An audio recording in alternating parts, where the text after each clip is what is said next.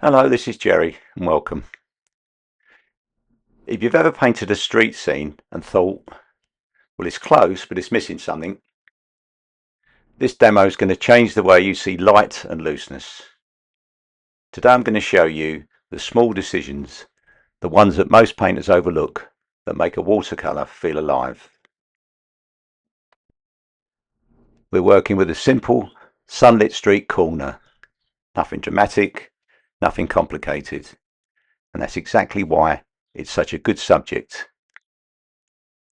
A white canopy catches the light, throwing cool shadows across the pavement. Beneath it, bursts of colour from the flower stall. Warm reds, soft yellows, deep greens. Give us just enough vibrancy to play with without overwhelming the scene.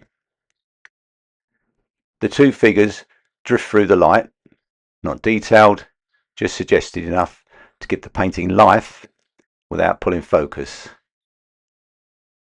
The composition is wonderfully forgiving, a strong diagonal shadow leading the eye in, a dark tree mass anchoring the top, and that bright canopy acting as the star of the show. It's the kind of scene where a few confident shapes and a bit of restraint do far more work than fiddly detail ever could.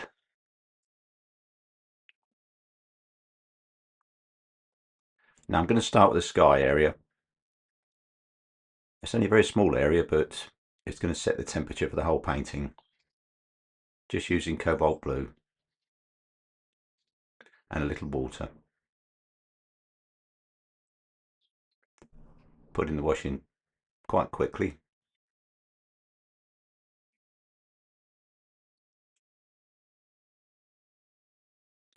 Using a number 12. Let's go to brush. I like to use their brushes, they've got quite a nice fine point. They last quite a long time. Bringing it down over the building as well. That's on the right hand side. Be going over that again.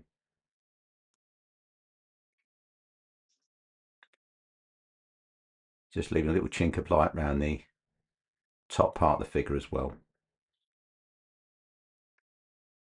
Just going over once.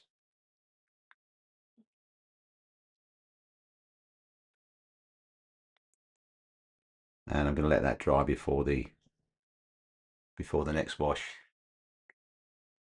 Now I'm taking raw sienna and a touch of white. I'm going to let it drift across the whole scene. This is going to be my sunlight.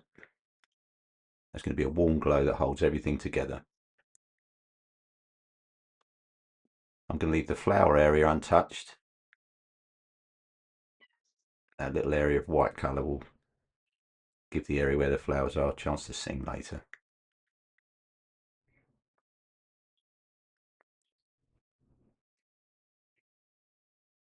Just putting a wash on, not worried about objects. Everything's going to be painted over this. I'm using 140 pounds Saunders Waterford Rough, and the paints I'm using are Winsor & Newton and Jackson's paints as well. Jackson's artist quality watercolour paints, which I find a good value and they're very good. All the information about what I'm going to be saying and what I'm using is in the description below. That's things like the brushes and materials. I'm going to talk you through everything, and it's all going to be in real time. The only thing that I take out is the parts where I dry off the painting with a dryer, so you don't have the unnecessary noise of that.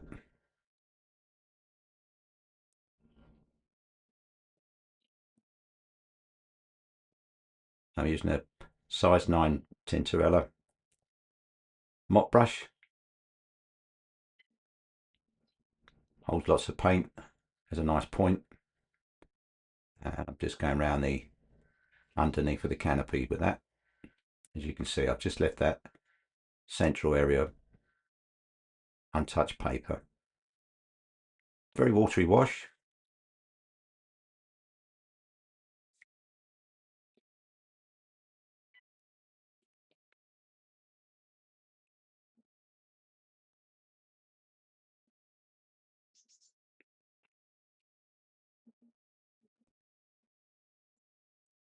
That's going to take a while to dry, so I'm going to dry that off. And next, straight into the pooler colour, I'm going in with sap green.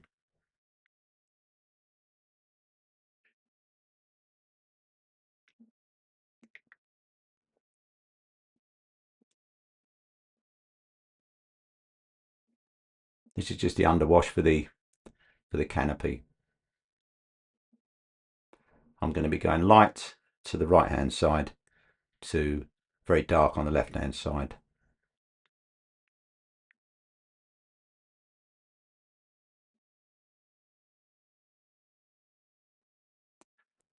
I've done a detailed drawing which is on my website. More detail than I would do for myself painting it, but it'll make it easier for you to copy and paint along, worry more about the painting than actually doing the drawing.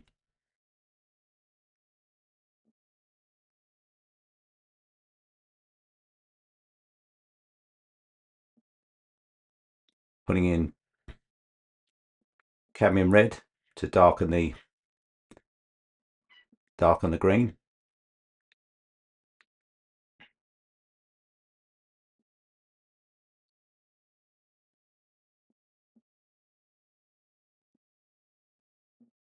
Making the central part a little bit darker.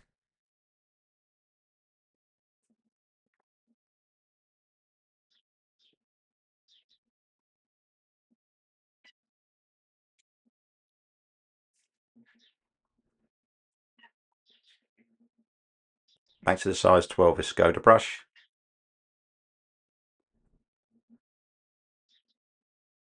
And now adding Payne's Grey.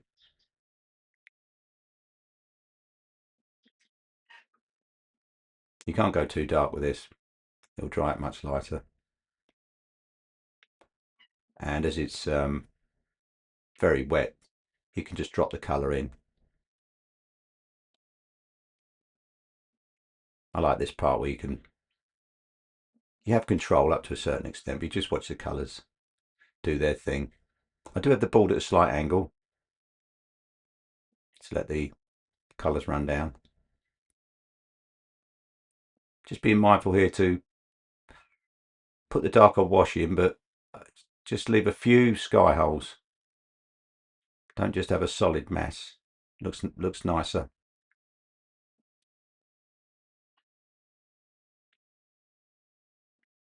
Lots of water.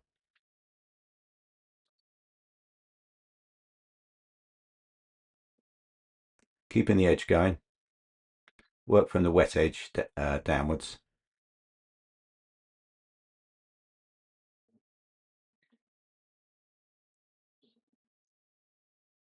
Rolling that brush in.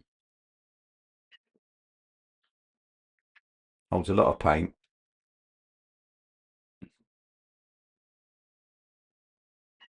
And now the first part of the flower stall, which is the bases of the flowers.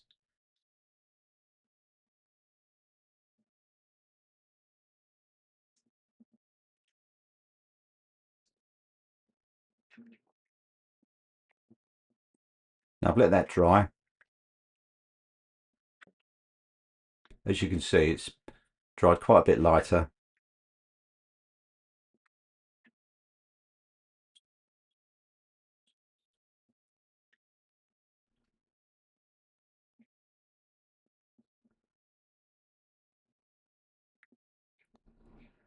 Raw umber, neutral tint.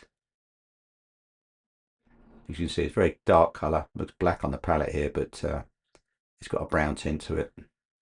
I want this really strong, This is going to be the shadow colour,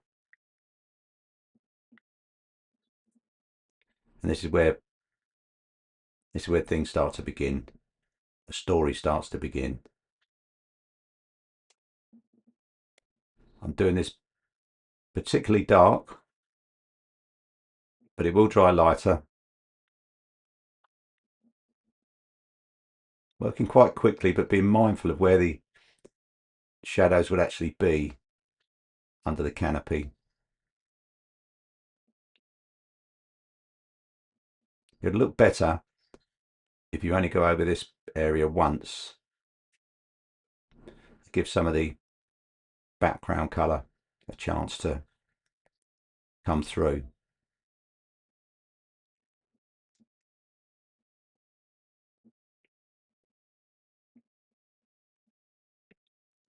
Using a size 12.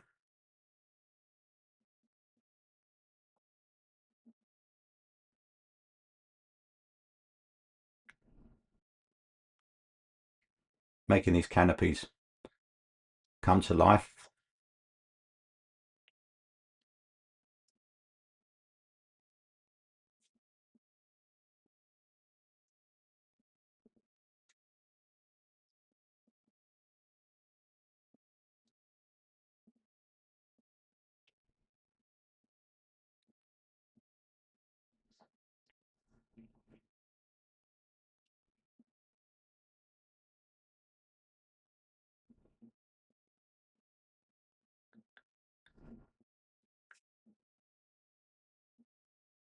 You can see the technique I use with the brush, where I think for a moment and then apply. I'm always trying to do as least fiddling about and with the wash as I can, and just put the wash on and leave it.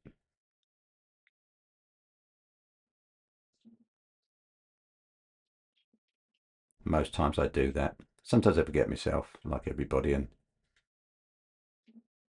spend too much time going over the wash, but I do try and keep it minimal. Now, using the same mixture for these containers that the flowers are in, and on these flower stalls.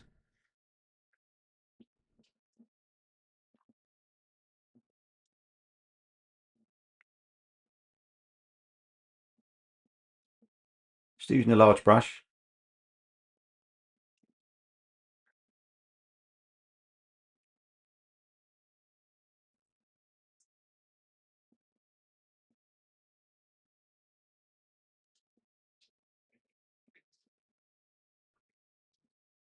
This is what's going to make the painting come to life, these shadows. Won't look anything for a while, but it will start to come to life when the flowers go in, the flower colours.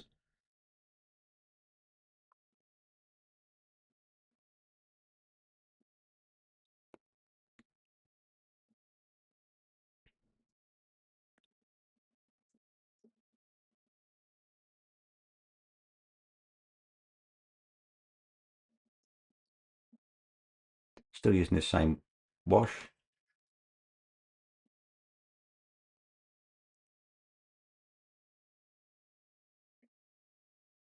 Doing these windows.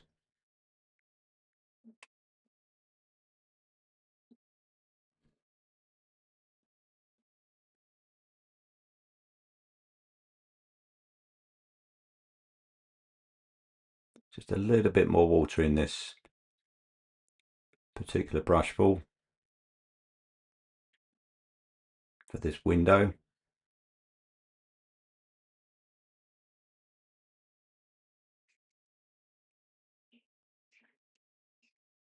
And there's a break in the buildings there that I'm just putting a fine line in,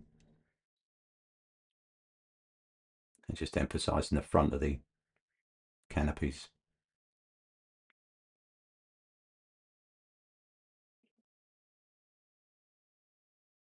Putting in this house on the right hand side, adding to the composition, stopping the eye drifting out on the right hand side. Once again, quickly applying the paint.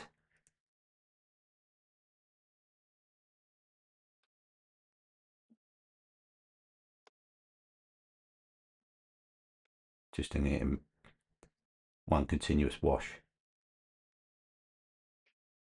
Having to think about where else I can use this before I move on.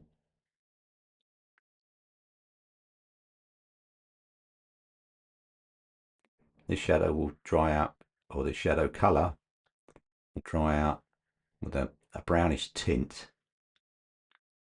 And still some of the light colour underneath will come through. Going back to the Canopy now. Sap green, which is a colour I like to use. I don't mind using the ready mix greens. Adding some red to that again. Working from right to left again.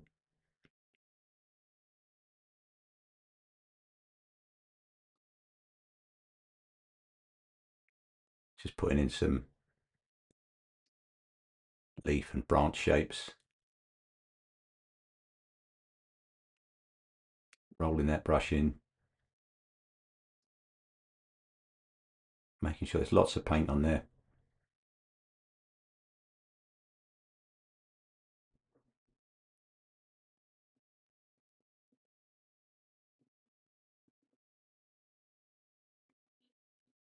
Raw sienna. Lightening up a little bit. Adding a bit of variation. Let the colours mingle on the paper. Payne's grey. Making that mixture nice and dark. You can see the large palette I'm using. Gives me lots of opportunity to add to these mixtures on the palette and bring something back to life as they start to dry.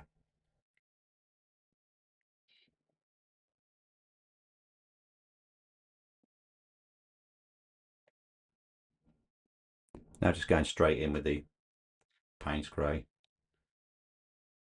Just has a bluish tint. Bit of green in there. Working quite fast, but keeping to the wet edge, which is very wet.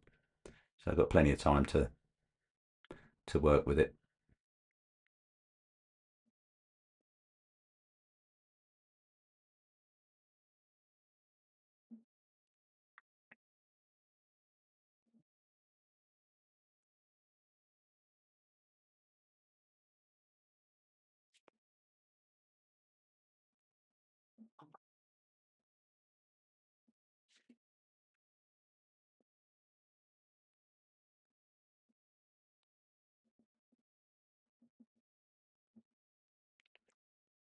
Quite strong Payne's grey. Remembering to leave those white areas.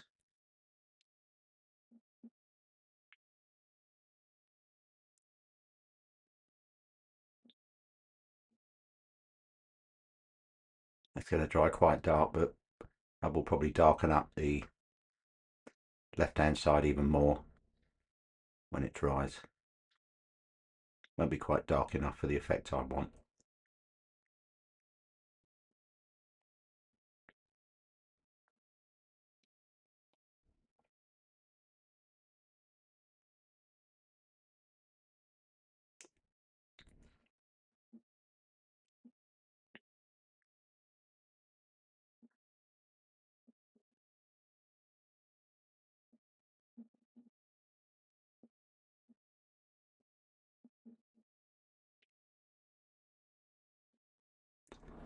Pay particular attention to the shape of things as well. As you can see here, there's just really two shape masses, Canopy and the flower stall, which is just one shape going into the where the house is on the right hand side.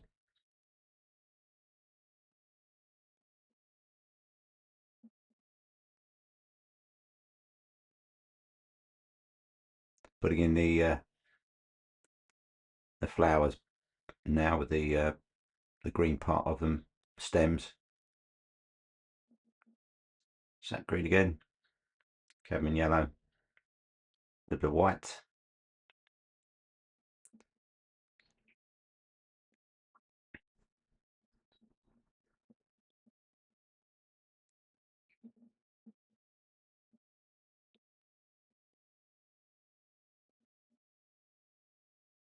What you'll find when you paint areas like this is that where there's lots of shade and colour, things like that, that when you first do it, it won't look that realistic to you, but then when you finish the painting, walk away and come back again another time and look, it will then start to look like what it's meant to look like.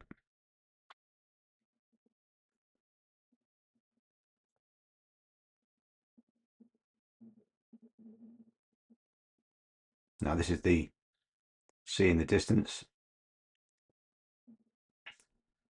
strong cobalt blue going around the person's head, going over the shirt as well. About that, give the impression of just a chink of sea in the distance. Now put some water on this edge, just dabbing it with a tissue. I'm going to merge the shadow in with that.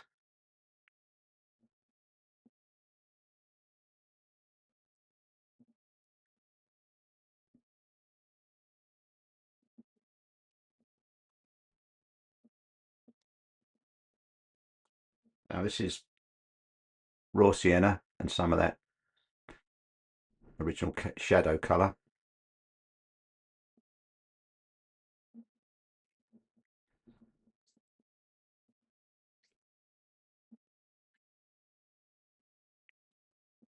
Bringing this down. Now I only want to give this one wash really. So keeping it fairly dark.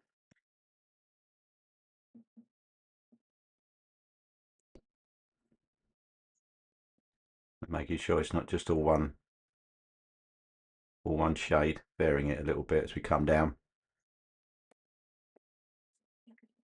Once again, not just doing a solid mass, leaving some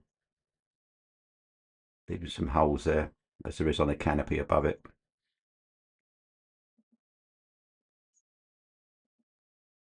And using that same shadow colour for the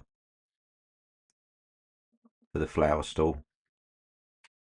You don't have to do your shadows all blue, by the way.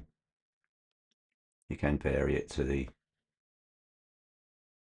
areas that the shadows are on. The in this instance, these light stone walls.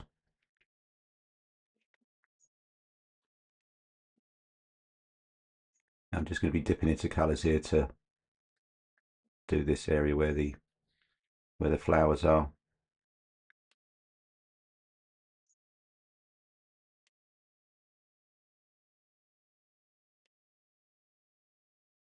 Just using my instincts really as to where I think the dark should be.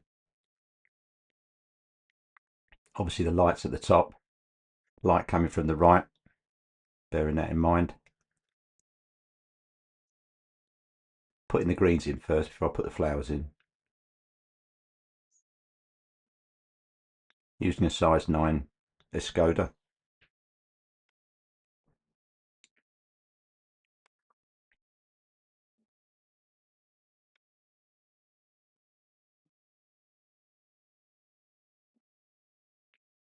And that's raw sienna for doing these flower pots, or the tubs that the flowers are in.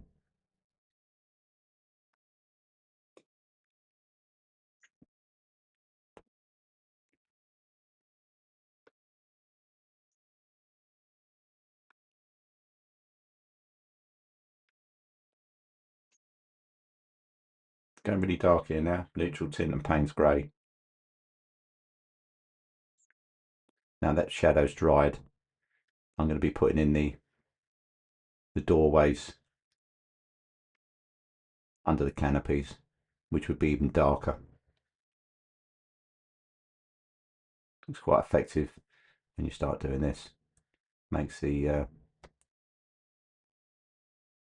areas start to pop and look like it's actually 3D.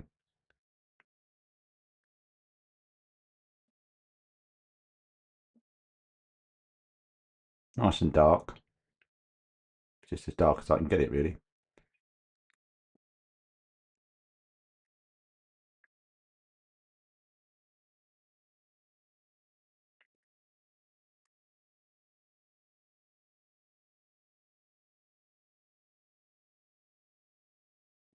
And using that same dark for the real darks in these masses of flowers and flower pots.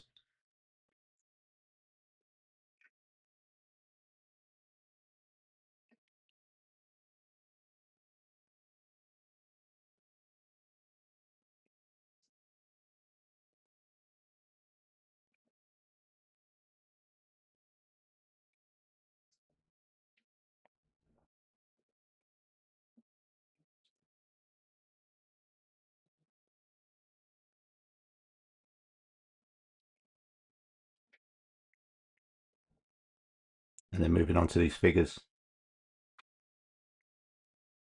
keeping them really simple.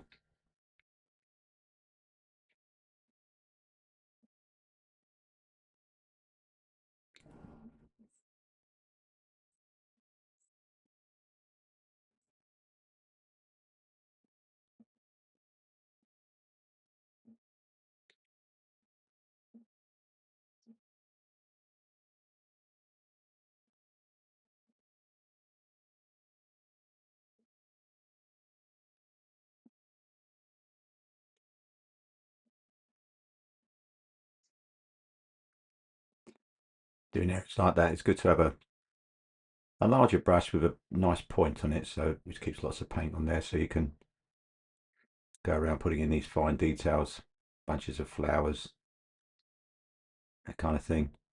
Still using quite a large brush, size 9.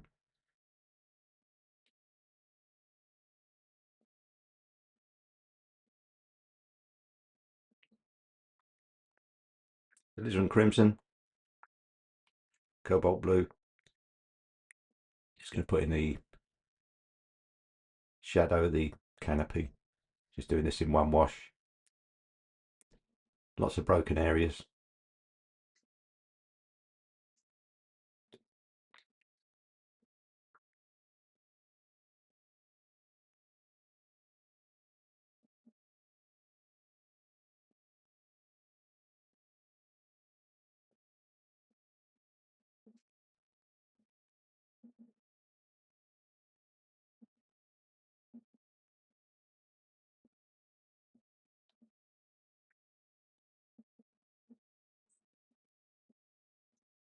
I've done the outlines here of where to go if you're going to be painting along.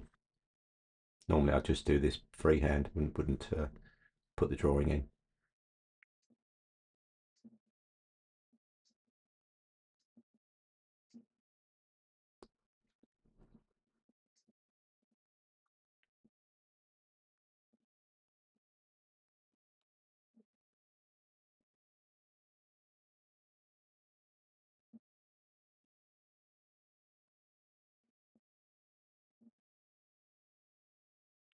Now using a very watery mixture, just to put a small shadow area here.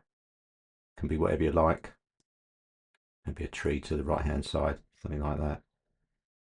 Just need something there to frame the picture and keep your eye in the centre of the picture, not drift out to the right.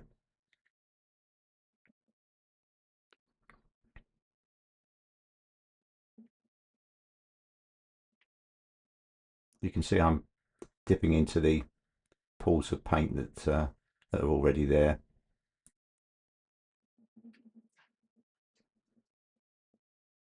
That's that dark mixture, and the blue I use for the shadow. Putting in their trousers. Not making too much fuss, just putting them in quite quickly.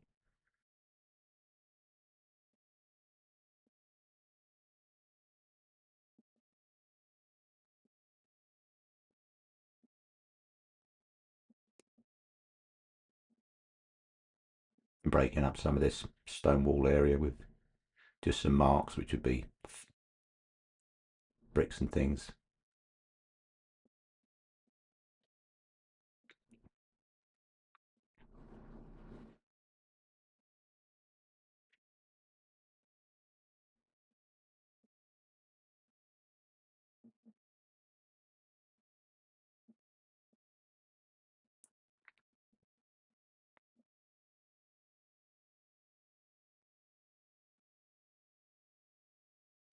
Now doing the flowers, we use the paints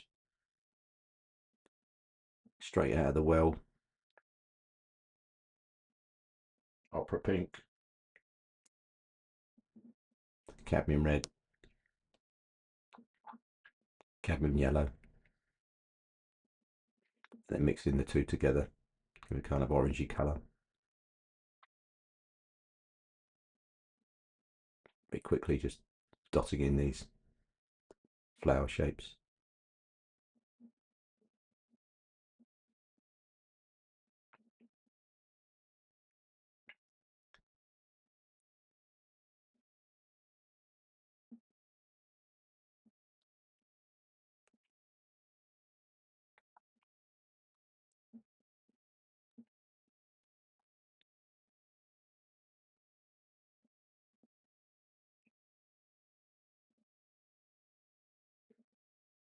And then using a very light wash of primarily cadmium yellow with just a little bit of green, putting in the top part of these flower masses where the sun would be shining straight on them without much shadow.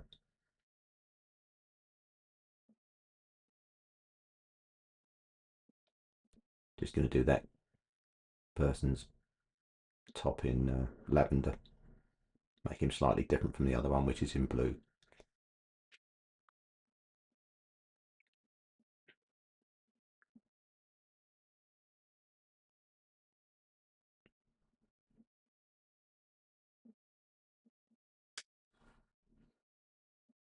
Just intensifying the shadow here. That's the raw umber neutral tint mix. It was on the palette. That would be a deeper shadow than the shadow from the canopy above.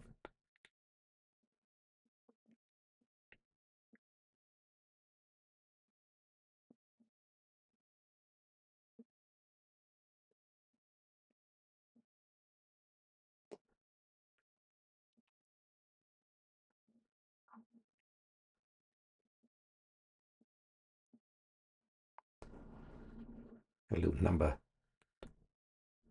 2 brush there.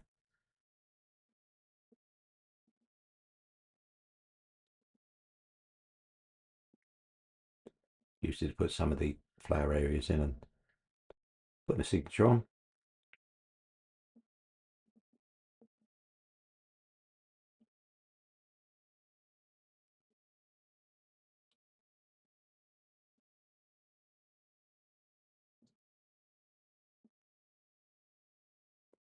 As usual, I'm looking at the painting to see where it might need improving.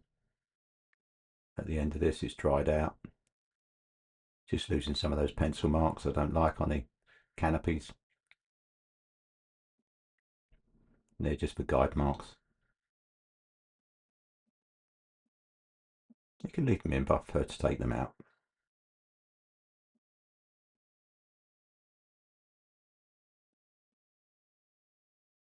Very soft putty rubber.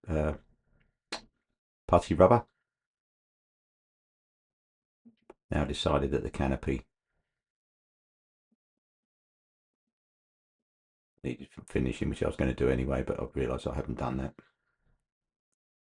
So going again with the really deep Payne's Grey neutral tint mixture. Put a bit of water in there. Don't want to lose that brightness to the right hand side. Although we'll put in some darks just to break it up a little bit, add a bit of interest. As you can see, it does look better for it.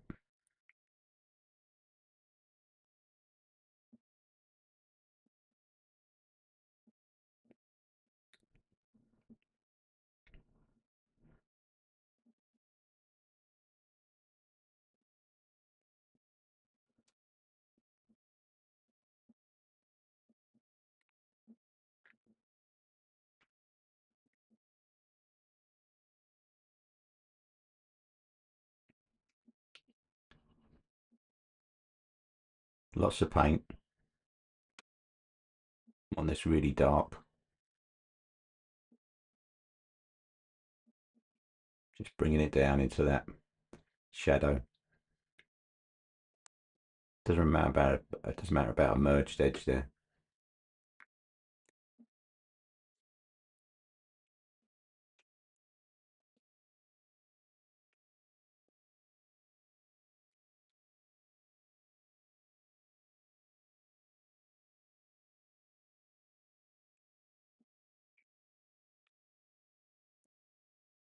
Just using the tissue just to take out a little bit of colour here and there. Want that to mass to be broken up a little bit.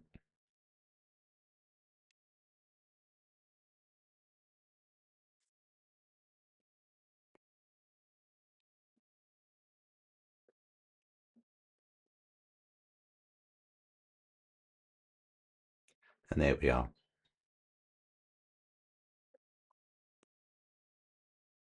So that brings our little sunlit street corner to life. It was a simple subject, but full of opportunities to practice the things that really matter in watercolour. We began with that tiny patch of sky, then the raw sienna wash, then held everything together, leaving the flower area untouched so the colour could really sing. The tree underwash gave us a cool mass to build on, and the strong diagonal shadow did most of the storytelling. A few confident pops of colour, a couple of loose figures, and suddenly the scene felt alive without ever relying on detail. And that's really the point. You don't need to paint everything. You just need good shapes, clear values, and the courage to leave things alone. When you focus on light and looseness, even the simplest corner of a street becomes a beautiful painting. Now, thanks for painting along with me. And if you want to keep improving your street scenes or just loosen up your watercolours, there's plenty more coming. I'll say goodbye for now.